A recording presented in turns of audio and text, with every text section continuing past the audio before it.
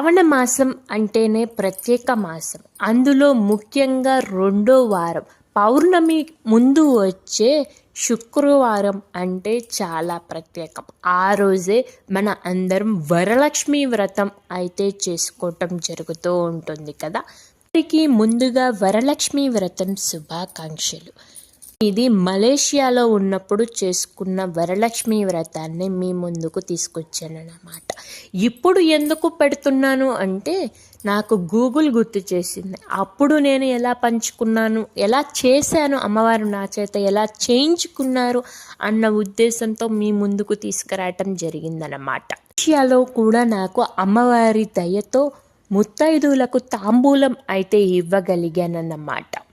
తాంబూలం అంటే ఆకు, వక్క, పండ్లు ఇవి మెయిన్ కదా. నాకు ఇవి మలేషియాలో కూడా దొరికాయి అంటే కొన్నాను.